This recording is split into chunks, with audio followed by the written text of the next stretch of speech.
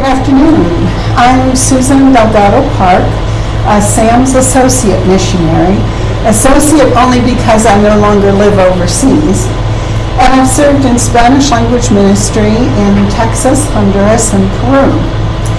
I have lived, blessed are the flexible, for they shall not get bent out of shape, having worn many hats and done many jobs for over 30 years.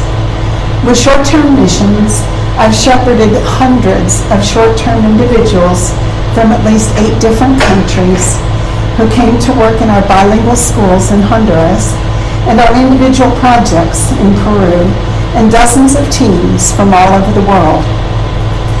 Help me know a little bit more about you, please. How many of you have been on a mission trip? Okay, great. Most of you. And how many of you actually led a team? Okay, just a few. And how many of you have helped back home? Great. Okay. We heard some really powerful stories last night, but not everyone is ready for martyrdom in Uganda or Burundi. And short-term mission is a good way to get your feet wet and test the waters.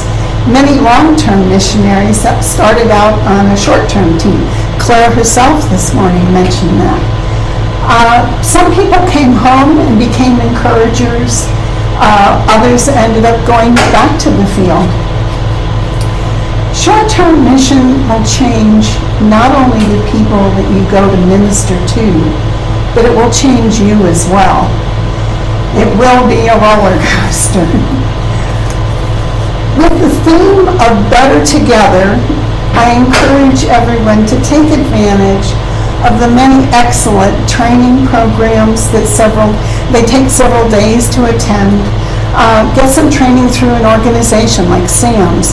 Anglican Global Mission Partners has many different organizations which also do training for short-term missions. Again, remember, it's better together. Obviously, I'm not going to take your 15 minutes to go into all kinds of things like that you can get from the books and the courses. I'm going to be talking more about what are the kinds of issues and situations that you might run into. The most important ability to doing short-term mission is flexibility. You start with an idea. You propose to your friends, to church leaders, to a mission board. You start planning. You figure out, what are you going to do? Is it feasible? What are the logistics of going? Sam's had done a building project. Is this something that your church could become involved in? And then eventually you prepare.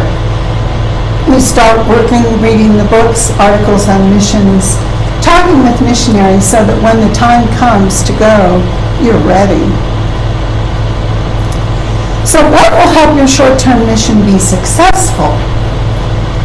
I think the 2 most important things, it's behaving, are prayer and preparation.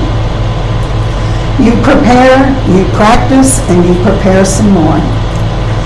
It's important to do short-term mission linked with someone in the host country. We're better together. Having a relationship with a local pastor or local missionary will go a long way toward making your mission trip successful. They live there, they know the people, and they know their needs. One of the things that was brought out this morning was, is this what the people themselves want and are willing to work with? If you need to make an investigative trip to learn these things, then do so. It means sitting down with people, enjoying a cup of coffee with them, and listening to them talk. This is all part of preparation. If you're leading the team, there's a lot of good information in books about how to build your team, both those who stay and send, and those who go. It's important to get everyone on the same page with the same focus. This is done in your team meetings ahead of time. Commitment is important. People need to attend the team meetings. Do a little homework. Practice some phrases in the language. Practice cultural gestures. You don't think of yourself as rude, but someone in the host country might. If the team isn't prepared, they may not know what you need them to know when it's important.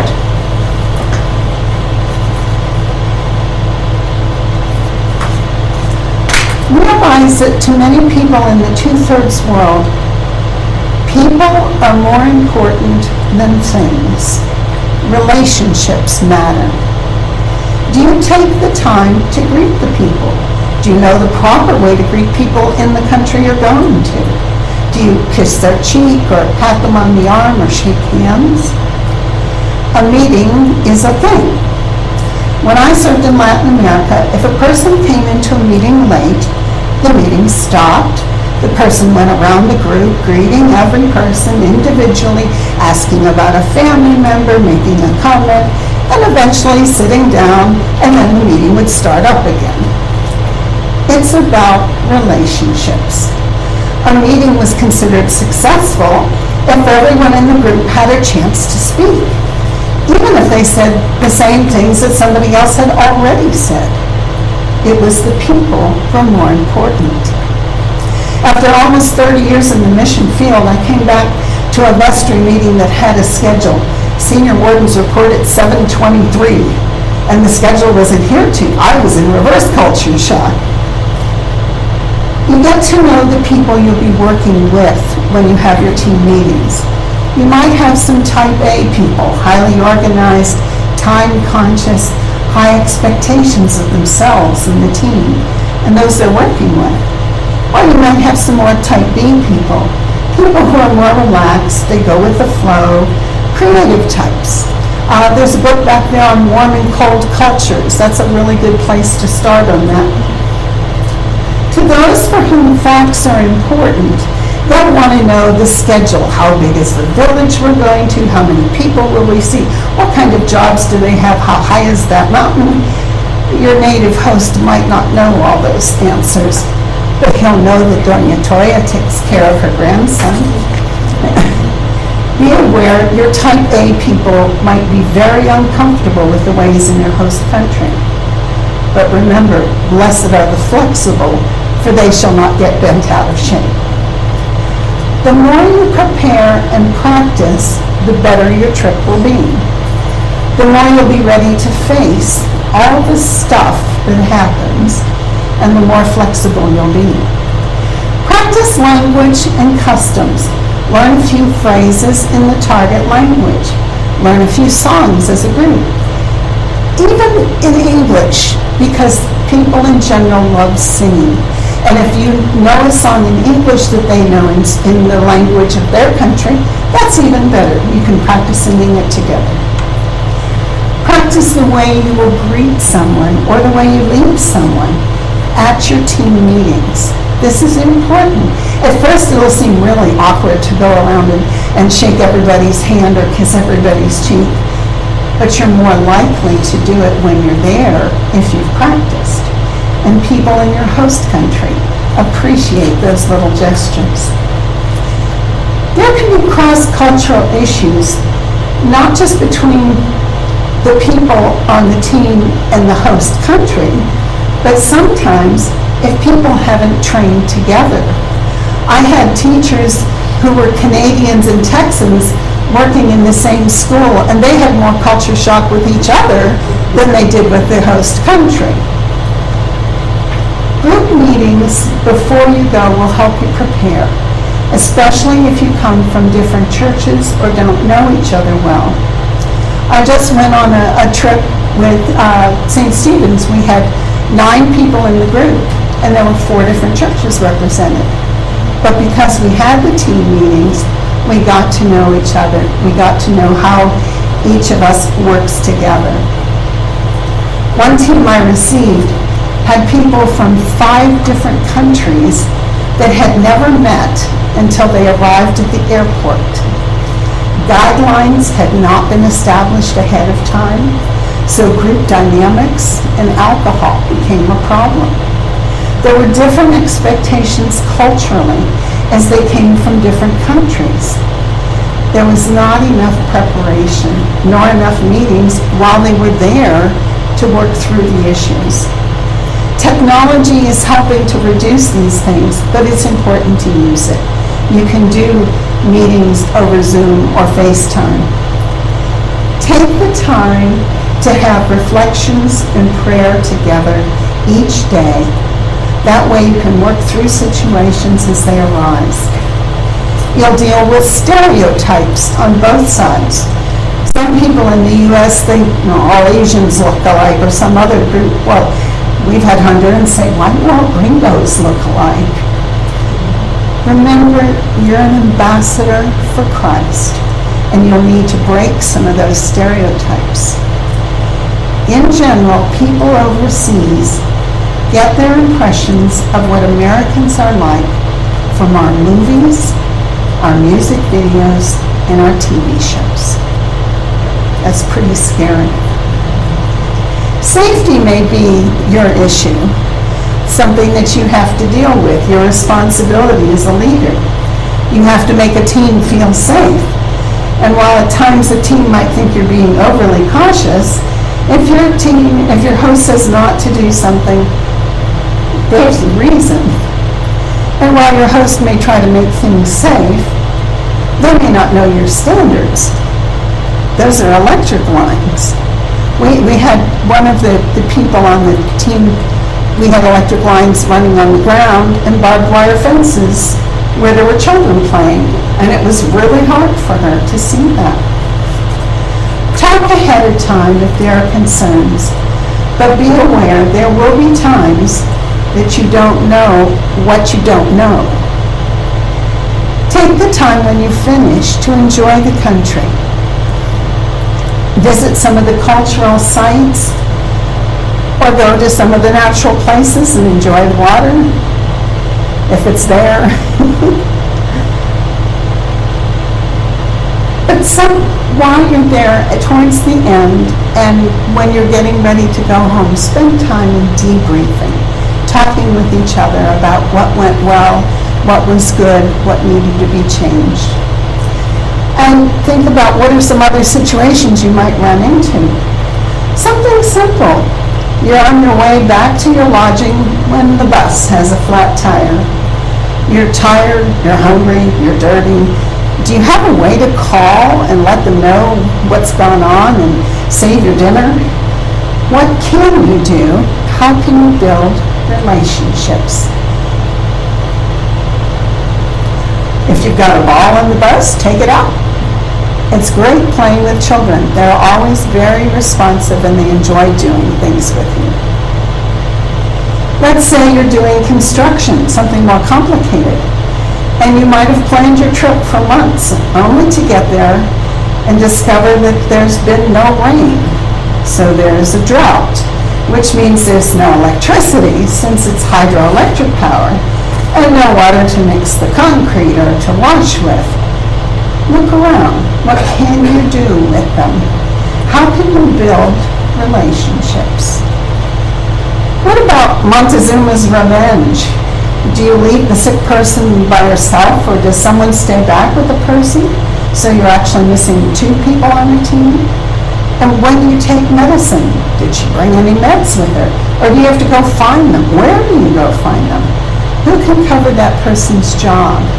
So those are the kinds of questions you need to think about ahead of time as preparation.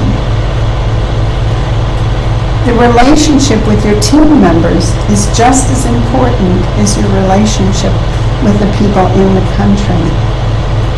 Now, then you might ask, what? We sent down our list of supplies so they could get it ahead of time. Why aren't they here? Well, face it, people, most of the time, there is no Home Depot or Walmart. Occasionally now there is. But we used to have a team send the money down to a central clearinghouse in the U.S., hopefully 2 months ahead. But that's hard because a lot of teams don't have all their funds in that far in advance. The money was wired down once a month. It went through the diocesan office books. And then they took out the transfer fee and then the team fee, and then I ride the bus for 45 minutes to the office and I fill out the form, and then I wait a week for the person who can sign the check to do so, and then I go back to the office the next week on the bus and pick up the check, and I take another bus to go to the bank to cash it, and then you get someone to go with you because you don't want to walk around with hundreds of dollars in your pocket. And then you get somebody to go with you, and you go to the money changer, and you change the dollars into soles, and you go back to the bank to break the big bills into the little bills, and you separate the funds. And then the next day you pick up a coworker who knows all the stores, and you catch another bus downtown, which takes 75 minutes, and you walk to the street that has all the hardware stores, and you go to at least 8 different stores to compare the prices and hopefully buy one of those and 3 of those, and hear the immortal words, "No I, there is many," multiple times for multiple items. We'll get it next week, maybe. And then you carry your multiple purchases through the crowded streets and trying to make sure nobody grabs any of your bags, and try to find and negotiate a taxi to take you home because it's rush hour and you've got too much stuff to squeeze onto the bus. And then you have to get the supplies to the project site on another day because you can't leave them there with no one to watch them. The missionary or the pastor has to take his time, and often several days, and sometimes even his own money to get your supplies. No, things don't work the same as here. And sometimes they won't have the supplies there and ready. Look around. What can you do to help build relationships? Your plans will change. If you're so set on following your plan, you'll not be open to the working of the Holy Spirit. What is God trying to teach you when your plans fall apart? Trust God. You may be surprised by some of the strengths and the talents on your team. Okay, I'm not sure if it did the right one. It did. Remember from Proverbs, many are the plans in a person's heart, but it is the Lord's purpose that prevails. So sometimes when our plans don't work, we need to look and see what's God trying to teach us. God needs to be in your interactions, not necessarily that you're quoting scripture, but that you shine with the light of the gospel. Your attitudes will show through. Ask for wisdom. What can you do when plans fall apart? Plan alternatives. Think outside of the box. Brainstorm ahead of time. Maybe you can sing a song with the group on the bus. Maybe you can visit the local equivalent of a 7-Eleven. Ask questions. Learn about what are the kinds of things that they buy and all of the things that are available to them. Can you visit a home? Ask them if you can pray for them. How about if the kitchen that prepares your food, will they let you help? Make sure you take time on your journey home to spend time debriefing and going over your trip. What things went well and what things could be improved upon.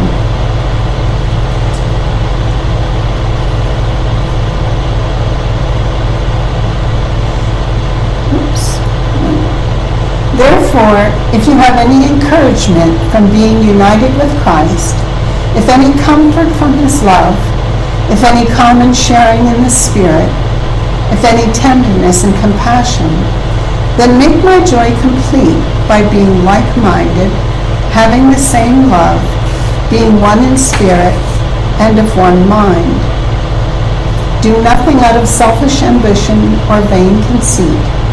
Rather, in humility, value others above yourselves, not looking to your own interests, but each of you to the interests of others. In your relationships with one another, have the same mindset as Jesus Christ. There's only one way you will be of the same mindset, and that's if you make the effort to meet and pray together, to go over what you will be doing and what you have done. And just remember, even when things are out of your control, they're never out of God's control. Thank you.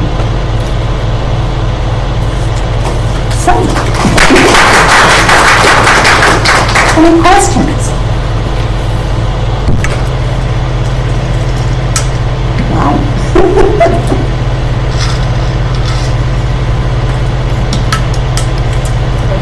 Yeah. So if you're dealing with out of the country,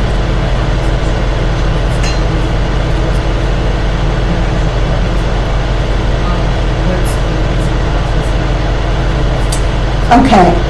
When you're doing an international trip, how do you handle things like a visa?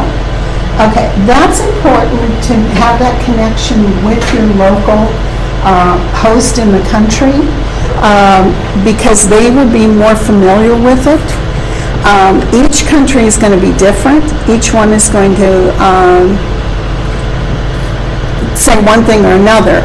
In general, a lot of the books on mission will talk about the different things to do for each country. Some countries, it's as simple as you get on the airplane. Other countries, you have to fill out a paper ahead of time and send in passport information. But each one is different. Some charge, others don't. Yeah. But yeah, you'll get a lot of that information in short-term mission books, and there's quite a few. I will be putting on the app, once they get caught up with the other paperwork that everybody has turned in, a list of some of the books that I've used and found helpful. But there's also a number of books downstairs in the library, in the bookstore. So. Yes? A random question. So we go on a lot of youth mission trips. Okay. We take the youth on mission trips, some international, some local. And obviously a lot of things go wrong during the mission trip itself, but we're usually fine on the trip. It's the parents at home that we've had the most trouble with. Well, just because it's their baby in Guatemala. Right. How would you suggest keeping in touch with the parents in a way to calm them down? Because if something happened and they know it was in the news, or someone, one of their babies texted and said the bus tire blew, and then of course they have visions of things happening. Right. Do you have any suggestions on parents at home? Okay. Question was about youth groups and how do we handle the parents at home when the children are telling them all the things that are going on and they start getting panicked. Okay. That, because of the prevalence now with email and texting and WhatsApp, the news gets to the families back home a whole lot faster. And it's virtually impossible to tell a teenager he's not allowed to say anything because they're going to. I would definitely have a list of the parents as a group email kind of thing, because the parents are more likely to be doing email than some of the other stuff. But a way of getting in touch with them and give them the official version of what happened, because we also know that teens will tend to dramatize, the tire blew, we were all over the road. And I think part of it also is preparing your parents ahead of time and say, look, there will be something that will go wrong, but we've got it under control. We have people in country who will help us with all these things. This uprising you heard with the strike on the road, that's 50 miles away from where we are. We are in no danger.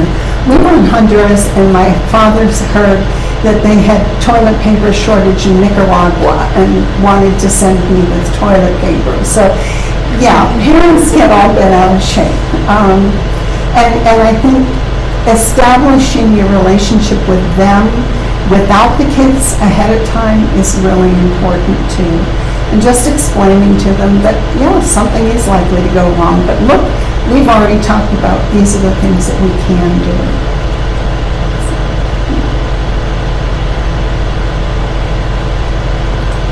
Yes. The slide with the little boy and the ball, and as well, if something happens on the bus, there's a ball on the bus, just go play with the kids.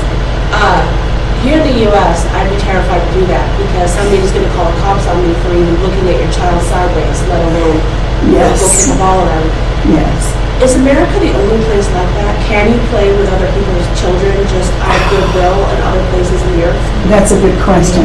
How do we handle interacting with children in other countries? Are the parents as concerned about their children's safety, perhaps, as we are here in the U.S.? My experiences have been Latin America more than, say, Africa or Asia, but from what I understand, everybody's a lot more open. Our kids were raised in Latin America, and I would go into shop and the clerk would take my son and just walk around with him so that I could do my shopping. We'd go into a restaurant, same thing. So they're a lot more open to being able to interact with children. The fact that you would be with a larger group does make it easier. If it were like one person, then yeah, they would probably be a bit suspicious. But you're going to have a group of kids around, and then you're going to have a group of you around. And in general, I found that they tend to be fine. So, yeah.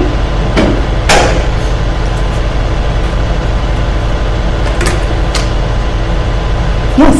Susan, I asked my teams not to bring candy and not to Yeah. hand out candy to the children. Yeah. That if they had bought candy, to please give it to them. Yeah. Yeah.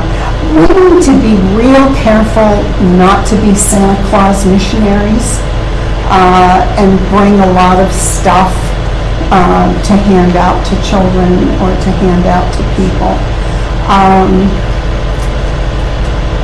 The culture in general seems to be, if it's free, it didn't have any value to you, and therefore why should it have any value to me? Children and candy can be a whole different issue.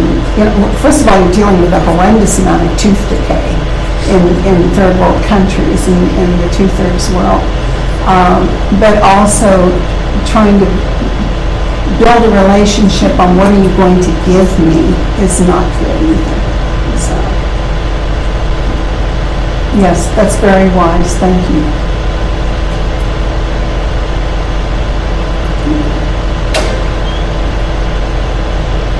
And all the other bits and pieces are in great books that you can pick up. So, I do highly recommend, Sam's has a training program. There's another group downstairs that I'm not familiar with, but I just saw their thing on the new Wineskins app, which also does training. And there's just a number of the Anglican Global Mission Partners programs which do training.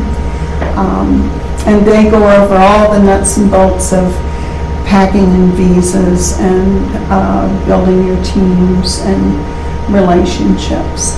So, yeah. Normally, just the team leader goes for training Okay. and not the whole team. Okay. That's And then what the I team said. leader then trains the team. Yeah. Yes, because it would get real expensive to send everybody. Yeah. Yeah. Good point. Okay.